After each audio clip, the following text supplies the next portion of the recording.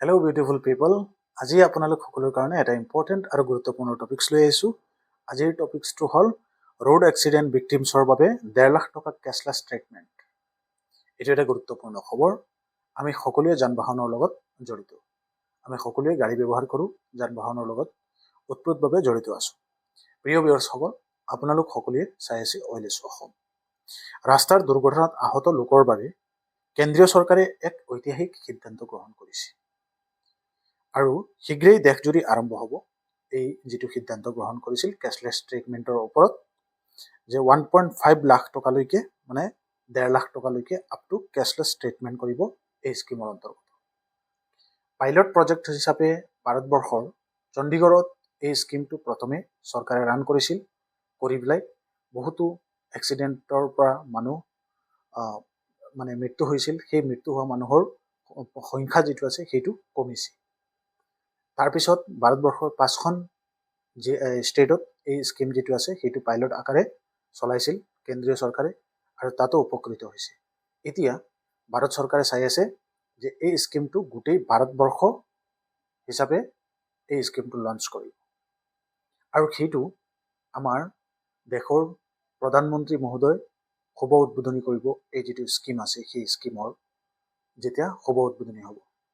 কিন্তু এই বিষয়ে বৰ্তমান খবৰ নীতিন গাডকাৰীজী তেওঁ এই বিষয়ে সদৰি কৰিছে, বৰ্তমান জনাইছে। আৰু এই বিষয়ে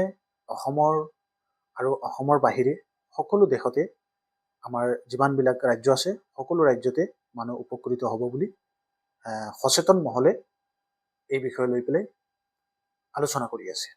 প্ৰিয় ভিউৱাৰ্ছসকল, আপোনালোক সকলোৱে প্ৰথমে জানি লওক যে এই আঁচনিৰ জৰিয়তে কি কি মানে আপোনালোকৰ বেনিফিট হ'ব, আৰু এই আঁচনিৰ অধীনত প্ৰতি দুৰ্ঘটনাৰ ফলত প্ৰতিজন ব্যক্তিয়ে কিমান টকালৈকে সাহাৰ্য পাব।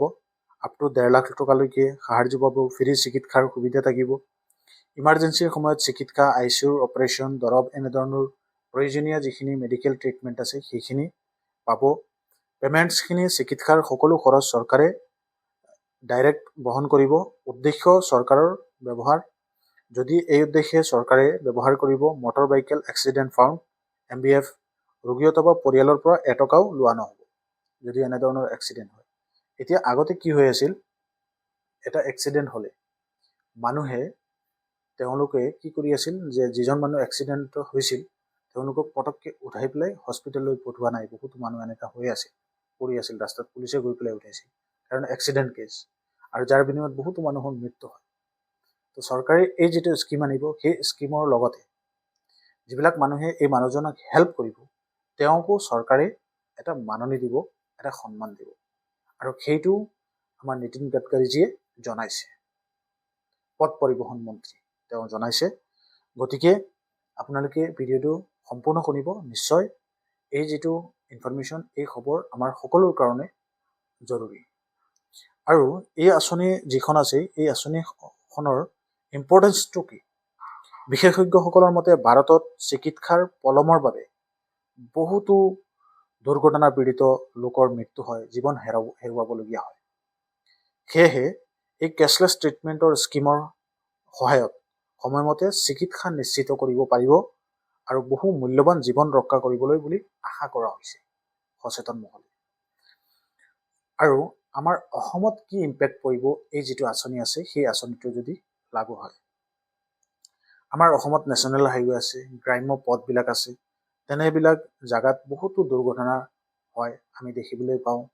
অসমৰ আগশাৰীৰ মিডিয়া চেনেলবিলাকত প্ৰত্যেক দিনা আমি প্ৰায়ে পাওঁ।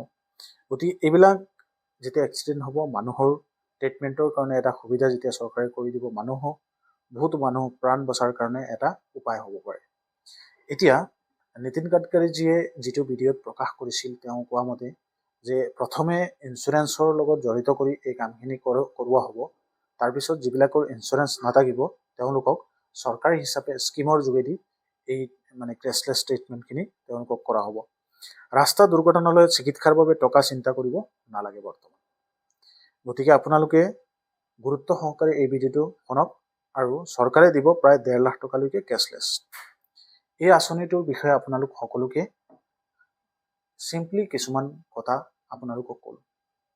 আৰু এতিয়া আপোনালোককে ক'ব বিচাৰিছোঁ যে আৰু এটা AI জেনেৰেটেড ভিডিঅ' দেখুৱাব বিচাৰিছোঁ যে প্ৰথমে মানুহৰ যেতিয়া এক্সিডেণ্ট হোৱাৰ লগে লগে আমাৰ যেতিয়া অসমত 108 মাতা হয়, এম্বুলেঞ্চ আহি পেলাই মানুহজনক উঠোৱা হয়, ঠিক তেনেদৰে মানুহজনক সেই জাগাৰ পৰা মানুহে উঠাই দিব আৰু তাৰপিছত হস্পিটেললৈ প্ৰেৰণ কৰা হ'ব আৰু হস্পিটেলত প্ৰেৰণ কৰি তাৰপিছত তেওঁ চিকিৎসা কৰা হ'ব আৰু চিকিৎসাৰ খৰচ আপ টু 7 দিনলৈকে চৰকাৰী হিচাপে এই যিটো 1.50 লাখ প্ৰায় 1.5 লাখ টকালৈকে চৰকাৰে এইখিনি বহন কৰিব সেই মানুহজনৰ চিকিৎসাৰ খৰচৰ কাৰণে।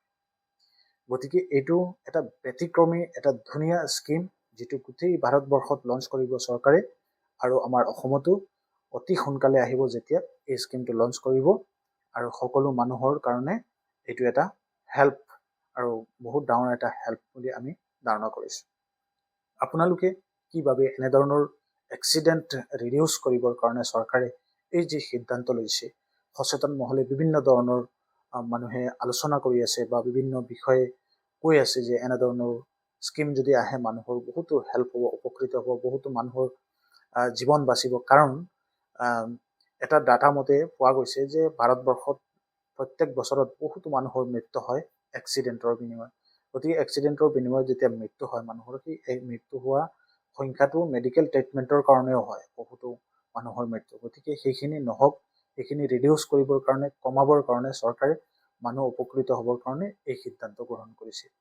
প্ৰিয় ভিউৱাৰ্ছসকল, এতিয়া আপোনালোক সকলোকে আমাৰ সকলোৰে প্ৰিয় নীতিন গাডকাৰীয়ে যি ভাষণ প্ৰদান কৰিছিল এই ৰোড এক্সিডেণ্টৰ স্কিমটোৰ ওপৰত, যিটো কেছলেছ ট্ৰিটমেণ্টৰ স্কিমটোৰ ওপৰত, সেইটো যিটো ভিডিঅ' আছে ভিডিঅ' ক্লিপটো আপোনালোকক শুনাব বিচাৰিছোঁ। আপোনালোকে এতিয়া শুনক, অট'মেটিকলি নিজেই বুজি পাব।